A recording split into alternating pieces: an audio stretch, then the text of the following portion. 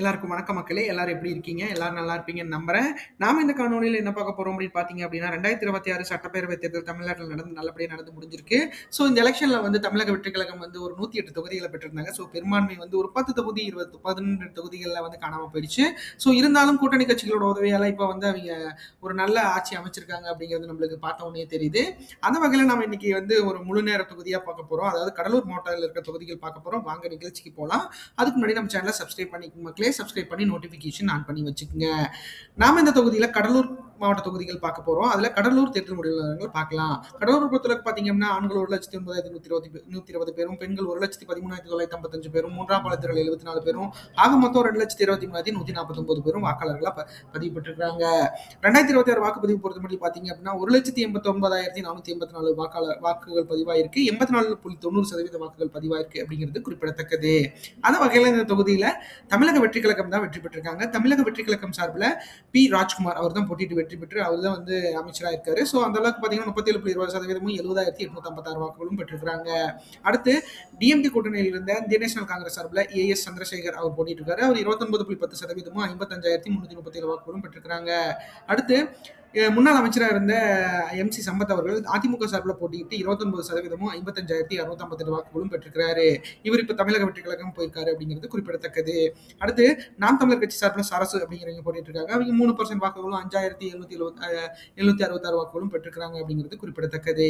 ஆக மொத்தத்தில் தமிழக வெற்றி கழகத்தோட வெற்றி வாக்கு வித்தியாசங்கள் 15,519 வாக்குகளும் 8.20% இருக்கு அப்படிங்கிறது குறிப்பிடத்தக்கது. இந்த இடத்துல வந்து ஒரு நல்ல மிகப்பெரிய வெற்றியை பதிவு செஞ்சிருக்காங்க. ஏன்னா பாத்தீங்க அப்படின்னா எம்.ஜி. சம்பத் அவர்கள் வந்து 2016 செல்வி ஜெயலலிதா அவர்கள் இருந்த காலகட்டத்தில் மிகப்பெரிய அளவில் ஒரு வெற்றி பெற்றிருந்தார் அப்படிங்கிறத நம்ம பார்த்திருப்போம். ஸோ அந்த அளவுக்கு வந்து முன்னாள் அமைச்சரை எதிர்த்து போட்டிடுறோம் அப்படிங்கிற மாதிரி தமிழக வெற்றி கழகம் மிகப்பெரிய வெற்றியை பதிவு செஞ்சிருக்கு. ஏன்னா அதிமுக அமைச்சர்கள்னு பார்க்காம பாரபட்சம் பார்க்காம தமிழக வெற்றி கழகம் வெற்றி பெற்றிருக்கு அப்படிங்கிறது குறிப்பிடத்தக்கது. அந்த வகையில கடலூர் கடந்த 5 தேர்தலில் எப்படிப்பட்ட வாக்கு சதவீதங்கள் வாங்கியிருக்கு அப்படிங்கிறத நம்ம பார்க்கலாம். தமிழக வெற்றி கழகத்தை பொறுத்தளவுக்கு 37.20% வாக்குகள் வாங்கி தொடங்கி வச்சிருக்காங்க. அடுத்து டிஎம்கே கூட்டணியை பொறுத்தளவுக்கு பாத்தீங்க அப்படின்னா அந்த தொகுதிகளில் அவங்க கணிசமான வாக்குகள் தான் வாங்கிட்டு இருந்திருக்காங்க. ஆனா 2021 தேர்தலில் பாத்தீங்க அப்படின்னா மிகப்பெரிய வாக்குகள் வாங்கி முன்னாள் அமைச்சராக இருந்த எம்.சி. சம்பத் அவர்களை தோக்க வச்சிருந்தாங்க. ஸோ இந்த தடவையும் வந்து எம்.சி. சம்பத் அவர்களை முந்திருக்காங்க அப்படிங்கிறது நம்மளுக்கு பார்த்த உடனே தெரியுது. அந்த வகையில பாக்குறப்ப பாத்தீங்க அப்படின்னா கடந்த தேர்தல் ஒப்பிடுறப்ப 19.49% வாக்குகள் சரிஞ்சிருந்தாலும் இந்த இடத்துல வந்து டிஎம்கே கூட்டணிக்கு மிகப்பெரிய அளவுல வாக்குகள் சரிவு ஏற்பட்டிருக்கு. இருந்தாலும் அதிமுகவை மிஞ்சிருக்காங்க. ஏன்னா அதிமுகவோட கோட்டைங்க கடலூர்லாம்.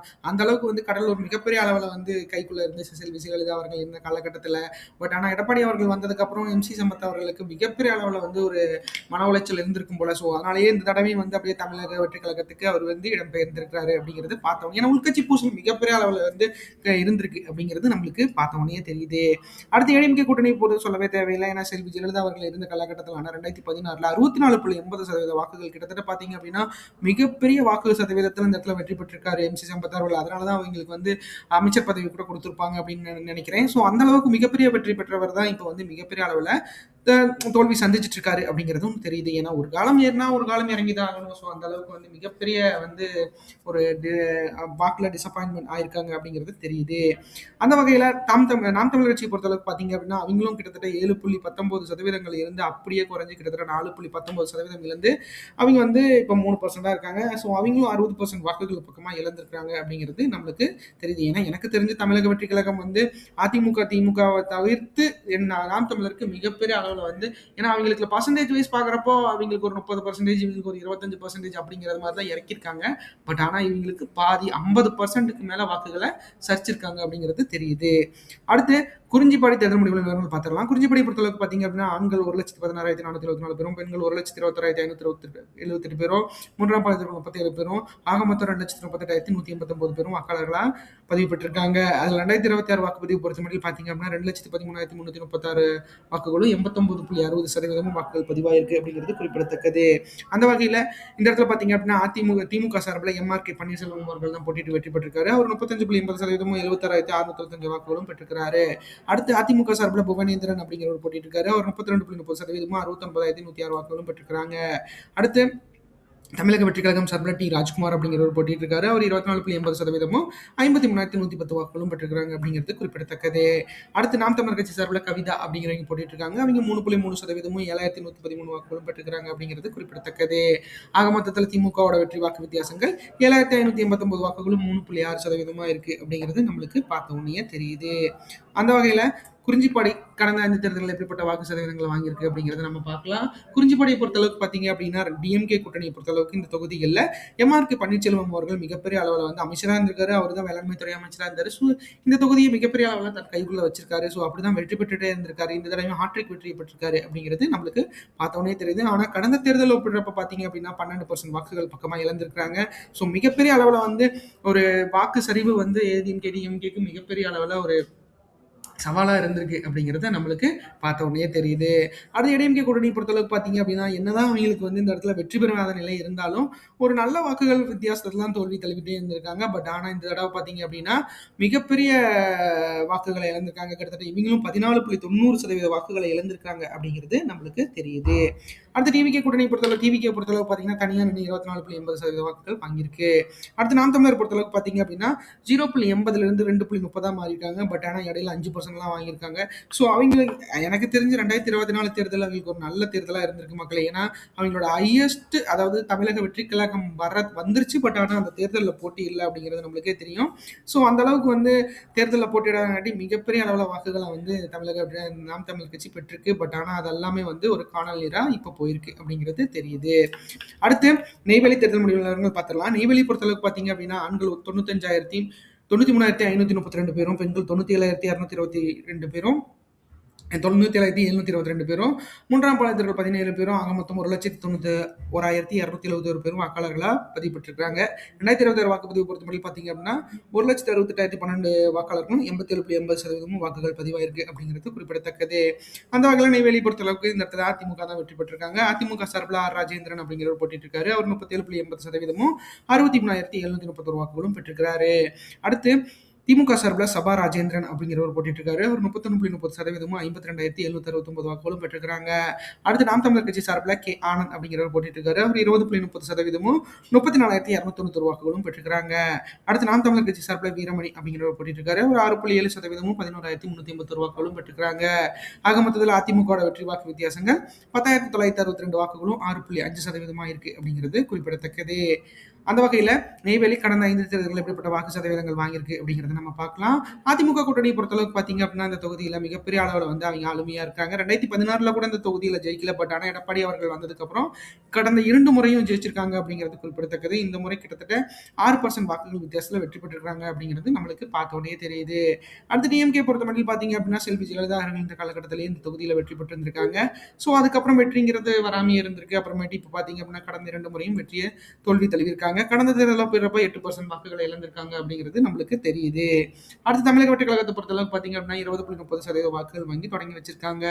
அடுத்து நாம் தமிழர் கட்சியை பொறுத்தளவுக்கு பார்த்தீங்க அப்படின்னா அவங்க 1% வாக்குகள் வந்து 2.60% வந்திருக்காங்க. ஆனால் இடையில 5% வாக்குகள் கூட வாங்கியிருக்காங்க. ஸோ மிகப்பெரிய அளவில் வந்து வாக்குகள் வாங்கணும்னு எண்ணம் இருந்திருக்கு. பட் ஆனால் அது வந்து எல்லாம் நிறைவேறாமையே போயிருக்கு. ஸோ சீமான் அவர்கள் மறுபடியும் மீண்டெழுந்து மிகப்பெரிய அளவில் வந்து ஒரு வாக்குகள் வாங்கி அவரை தன்னை ப்ரூவ் பண்ணுவார் அப்படிங்கிறத நம்ம பார்த்து அது எப்படி நடக்க போகுது அப்படிங்கிறத நம்ம பார்க்கலாம்.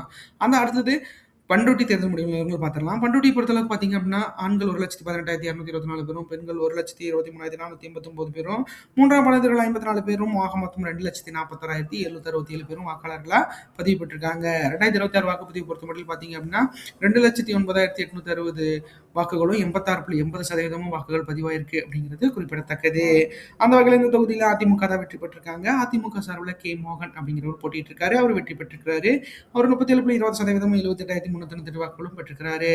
அடுத்து டிஎம்கே கூட்டணியில் விடுதலை சிறுத்தைகள் சார்பில் பார்த்தீங்க அப்படின்னா அப்துல் ரஹ்மான் அப்படிங்கிறவர் போட்டிட்டு இருக்காரு. அவர் 32.10% 67,735 வாக்குகளும் பெற்றிருக்கிறாரு. அடுத்து தமிழக வெற்றி கழகம் சார்பில் எம் மணிகண்டன் அப்படிங்கிறவர் போட்டிட்டு இருக்காரு. அவர் 26.60% 56,022 வாக்குகளும் பெற்றிருக்கிறாரு. அடுத்து நாம் தமிழர் கட்சி சார்பில் பானுப்பிரியா அப்படிங்கிறவங்க போட்டிட்டு இருக்காங்க. அவங்க 2.3% 4,884 வாக்குகளும் பெற்றிருக்கிறாங்க அப்படிங்கிறது குறிப்பிடத்தக்கது. ஆக மொத்தத்தில் அதிமுக வெற்றி வாக்கு வித்தியாசங்கள் 10,663 வாக்குகளும் 5.10% வாக்கு வித்தியாசத்தில் அதிமுக மிகப்பெரிய வெற்றியை பெற்றிருக்கிறாங்க அப்படிங்கிறது குறிப்பிடத்தக்கது.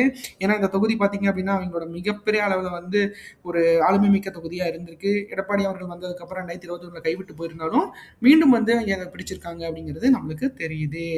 அந்த வகையில் பண்ருட்டி கடந்த 5 தேர்தல்களில் எப்படிப்பட்ட வாக்கு சதவீதங்கள் வாங்கியிருக்கு அப்படிங்கிறத நம்ம பார்க்கலாம். அந்த வகையில் ஏடிஎம்கே கூட்டணியை பொறுத்தளவுக்கு பார்த்தீங்க அப்படின்னா நான் சொன்ன மாதிரி தான் 2016 நல்ல ஒரு வெற்றி 50.40, 2021 45.50 தோல்வி தழுவிருக்காங்க. 2026 பார்த்தீங்க அப்படின்னா 37.20 கிட்டத்தட்ட கடந்த தேர்தல் ஒப்பிடுறப்போ 10% இழந்து இந்த இடத்துல வெற்றி பெற்றிருக்காங்க அப்படிங்கிறது தெரியுது. ஏன்னா அந்த அளவுக்கு தமிழக வெற்றி கழகம் வந்து எனக்கு தெரிஞ்சு மிகப்பெரிய அளவில் வந்து ஒரு ஒரு டிஃபெக்டை ஏற்படுத்துவாங்க அப்படின்னு நான் எதிர்பார்த்தேன். அது ஒரு 25% இருக்குன்னு பார்த்தேன். கிட்டத்தட்ட ஆட்சி அமைக்கிறதுக்கு 34% அவங்களே எடுத்துட்டாங்க. ஸோ அதனால அதிமுக திமுக இருந்து கிட்டத்தட்ட இவங்களுக்கு இருந்து ஒரு 30%, 35% அப்படின்னு எடுத்திருக்காங்க. அது நாம் தமிழர்கிட்ட இருந்து 50% தூக்கியிருக்காங்க அப்படிங்கிறது நம்மளுக்கு பார்த்த உடனே தெரியுது. எனக்கு தெரிஞ்சு வாக்கு டிஃப்ரென்ஸ்ன்னு பார்த்தீங்க அப்படின்னா அதில் 34% 4% வந்து சீமான் அவர்கள் இருந்து எடுத்திருக்காங்க அப்படிங்கிறது நம்மளுக்கு டேட்டாஸ் பார்க்குறப்ப தெரியுது மக்களை. நம்ம எதுவுமே சும்மா சொல்லக்கூடாது. ஸோ டேட்டாஸ் வந்து அப்படிதான் வந்து நம்மளுக்கு ரிஃப்ளெக்ட் ஆகிட்டு இருக்கு. அடுத்து அடுத்து டிஎம்கே கூட்டணி பொறுத்தளவுக்கு பார்த்தீங்க அப்படின்னா போன தடவை இந்த இடத்துல நல்ல ஒரு வெற்றி பெற்றிருக்காங்க. கிட்டத்தட்ட 50.50% வாக்குகள் வாங்கி வெற்றி பெற்றிருக்காங்க. ஸோ இந்த தடவை வந்து மிகப்பெரிய அளவில் வந்து தோல்வி தழுவிருக்காங்க. ஏன்னா அதாவது எனக்கு தெரிஞ்சு கூட்டணி கட்சிகளால் ஒதுக்கியிருக்காங்க. விடுதலை சிறுத்தைகள் கட்சிகளுக்குலாம் பார்த்தீங்க அப்படின்னா இந்த தொகுதி கொடுத்துருக்காங்க. ஸோ அவங்க ஏன்னா இந்த ரெண்டு தொகுதிகள் இச்சா கேட்டாங்க. ஸோ அதனால தேனி பெரியகுளமும் கடலூர்லேயே பார்த்தீங்க அப்படின்னா அவங்களுக்கு தொகுதிகள் வந்து பண்ருட்டி காட்டுமன்னார் கோயில் 2 கொடுத்துருக்காங்க. ஸோ அந்த அந்த மாதிரி வாக்கு வந்து அவங்களுக்கு வாக்கு சதவீதங்கள் ஏன்னா அவங்களுக்குலாம் பார்த்தீங்க அப்படின்னா விழுப்புரம் மாவட்டங்களில் மிகப்பெரிய அளவில் வந்து விடுதலை சிறுத்தைகள் கட்சிக்கு வானூர் இதெல்லாம் கொடுத்துருந்தாங்கன்னா கொஞ்சம் வெற்றி கிடைத்திருக்கும்னு நினைக்கிறேன். பார்க்கலாம் அது எந்த மாதிரி எப்படி இருக்கும்னு நம்மளுக்கே தெரியும். பார்க்கலாம். அடுத்து தமிழக வெற்றி கழகம் பொறுத்தளவுக்கு 26.60% வாக்குகள் வாங்கி தொடங்கி வச்சிருக்காங்க. அடுத்து நாம் தமிழர் கட்சி பொறுத்தளவுக்கு பார்த்தீங்க அப்படின்னா 0.70%லேருந்து 2.3% வந்திருக்காங்க. ஸோ 2024 பார்த்தீங்க அப்படின்னா 5% வாக்குகள் பக்கமாக போயிருக்காங்க. இருந்தாலும் அவங்களுக்கு வாக்குகள் சரிஞ்சிருக்கு அப்படிங்கிறது நம்மளுக்கு பார்த்தோன்னே தெரியுது. அடுத்து 2020 திட்டக்குடி தேர்தல் முடிவுகள் விவரங்கள் பார்த்துக்கலாம். திட்டக்குடியை பொறுத்தளவுக்கு ஆண்கள் 1,02,193 பேரும், பெண்கள் 1,06,788 பேரும், மூன்றாம் பாலினத்தவர்கள் 3 பேரும், ஆக மொத்தம் 2,08,984 பேரும் வாக்காளர்களாக பதிவு பெற்றிருக்காங்க. 2026 வாக்குப்பதிவு பொறுத்தமட்டில் பார்த்தீங்க அப்படின்னா 1,75,170 வாக்குகளும் 83.80% இந்த இடத்துல வாக்குகள் பதிவாயிருக்கு அப்படிங்கிறது குறிப்பிடத்தக்கது. அந்த வகையில் இந்த தொகுதியோட முன்னாள் அமைச்சர் அந்த சிவி கணேசன் அவர்கள் தான் போட்டிட்டு இருக்காங்க. அவர் வெற்றி பெற்றிருக்காரு. அவர் திமுக சார்பில் போட்டிட்டு வெற்றி பெற்றிருக்கிறாரு. அவர் 35.90% 63,106 வாக்குகளும் பெற்றிருக்கிறாங்க. அடுத்து தமிழக வெற்றி கழகம் சார்பில் ராஜசேகர் அப்படிங்கிறவர் போட்டிட்டு இருக்காரு. அவர் 34.40% 60,477 வாக்குகளும் பெற்றிருக்கிறாங்க. அடுத்து அதிமுக சார்பில் முருகுமாறன் அப்படிங்கிறவர் போட்டிட்டு இருக்காரு. அவர் 24.20% 42,502 வாக்குகளும் பெற்றிருக்கிறாங்க. அடுத்து தமிழக வெற்றி கழகம் நாம் தமிழர் கட்சி சார்பில் மகாலட்சுமி அவங்க போட்டிட்டு இருக்காங்க. அவங்க 3.3% 5,780 வாக்குகளும் பெற்றிருக்கிறாங்க. ஆக மொத்தத்தில் திமுக வெற்றி வாக்கு வித்தியாசங்கள் 2,629 வாக்குகளும் 1.5% இருக்கு அப்படிங்கிறது குறிப்பிடத்தக்கது. எனக்கு தெரிஞ்ச இந்த இடத்துல அமைச்சர்கள் தொகுதி நிறைய இடத்துல வந்து அடி வாங்கியிருக்கு. ஸோ சிவி கணேசன் அவர்களும் மிகப்பெரிய அளவில் வந்து போராடி தான் மிகப்பெரிய அளவில் வெற்றியும் பெற்றிருக்காரு. அது எனக்கு தெரிஞ்சு 1.5%ங்கிறது மிகப்பெரிய அளவில் தான். ஏன்னா மும்முனை போட்டி இருந்துச்சுல்ல, அதெல்லாம் நம்ம யோசிக்கிறப்போ இது வந்து நம்மளுக்கு கொஞ்சம் கம்பேர் பண்ணுறப்போ கொஞ்சம் இது ஒரு ஆவரேஜான வெற்றி அப்படிங்கிறது தெரியுது. அந்த வகையில் திட்டக்குடி கடந்த 5 தேர்தலில் எப்படிப்பட்ட வாக்கு சதவீதங்கள் வாங்கியிருக்கு அப்படிங்கிறத பார்க்கலாம். இந்த இடத்துல டிஎம்கே கூட்டணி மிகப்பெரிய அளவில் ஸ்ட்ராங்காக இருக்காங்க. ஸோ டிஎம்கே கூட்டணி பொறுத்தளவுக்கு இந்த தொகுதி வந்து சிவி கணேசன் அவர்கள் மிகப்பெரிய அளவில் ஒரு ஆளுமையாக இருக்காரு. ஸோ அவர் தான் கடந்த 3 முறையும் வெற்றி பெற்றிருக்காரு. ஸோ இந்த தடையும் அவர் வெற்றி பெற்றிருக்காரு அப்படிங்கிறது குறிப்பிடத்தக்கது. ஏன்னா அவங்களோட பர்சன்டேஜில் கிட்டத்தட்ட 11% இழந்திருக்காங்க. ஏன்னா கடந்த தேர்தல் பார்த்தீங்கன்னா 53.60, இந்த தேர்தல் 35.90. ஸோ இதுக்கு ரெண்டுக்கும் வித்தியாசங்கள் பார்த்தீங்க அப்படின்னா கிட்டத்தட்ட 18% பக்கமாக இருக்கு. இருந்தாலும் கடந்த தேர்தல் 2024 தேர்தல் ஒப்பிடுறப்போ இது கொஞ்சம் கம்மியாக தான் இருக்கு அப்படிங்கிறது நம்மளுக்கு தெரியுது.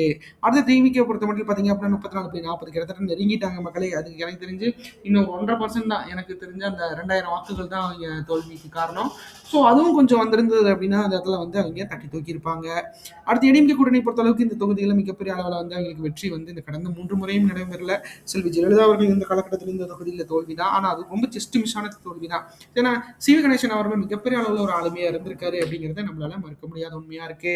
அடுத்து நாம் தமிழர் கட்சியை பொறுத்தளவுக்கு பார்த்தீங்க அப்படின்னா 1.22% இருந்தது 3.3 இருக்கு. ஸோ கிட்டத்தட்ட பார்த்தீங்க அப்படின்னா அவர்களுக்கு இடையில் பார்த்தீங்க அப்படின்னா 3.61% வாக்குகள சரிச்சிருக்காங்க. ஸோ எனக்கு தெரிஞ்சு நாம் தமிழர் கட்சிய பொறுத்தளவுக்கு பார்த்தீங்க அப்படின்னா, அவங்களோட வாக்கு சதவீதங்கள்ல இருந்து மிகப்பெரிய அளவுல ஒரு டிஃபெக்ட்ட ஏற்படுத்தியிருக்கு தமிழக வெற்றி கழகம். ஸோ அது 50%ங்கிறத நான் எல்லா இடத்துலயும் சொல்லியிருக்கேன். நீங்களே அனலைஸ் பண்ணி பாருங்க. ஏன்னா சீமான் அவர்கள பொறுத்தளவுக்கு பார்த்தீங்க அப்படின்னா, அது நம்மளுக்கே இவ்வளோ கஷ்டமா இருக்குன்னா, சீமான் அவர்கள் மிகப்பெரிய அளவுல உடைஞ்சிருக்காரு. ஸோ இருந்தாலும் கண்டிப்பா அந்த பார்ட்டிய வழிநடத்தி போறது ஒருங்கிணைப்பாளர் அவர்தான். ஸோ அவர் கண்டிப்பா வந்து மீண்டு வருவாரு அப்படிங்கிறத நம்ம நம்பலாம். இந்த காணொளி உங்களுக்கு ரொம்ப பிடிச்சிருக்கும்னு நினைக்கிறேன். மக்களே நம்ம சேனல் சப்ஸ்கிரைப் பண்ணுங்க, லைக் பண்ணுங்க, ஷேர் பண்ணுங்க, கமெண்ட் பண்ணுங்க. நம்மளுக்கு பொறுத்தளவுக்கு பார்த்தீங்க அப்படின்னா, எல்லாமே டேட்டாஸா நம்ம ப்ரொவைட் பண்ணிட்டு இருக்கோம். கண்டிப்பா உங்களுக்கு அது ஒரு நாளைக்கு கண்டிப்பா யூஸ் ஆகும். நீங்க கண்டிப்பா ஏன்னா தெரிஞ்சுக்கணும் அப்படிங்கிற ஒரு ஆர்வம் இருக்கிற எல்லா மனிதர்களுக்கும் நம்ம குடுக்குற எல்லாமே தேவைப்படும். கண்டிப்பா எங்களோட இணைந்திருங்க. நாங்க ப்ரீவியஸ் டேட்டாஸ் நெறைய வச்சிருக்கோம். நன்றி.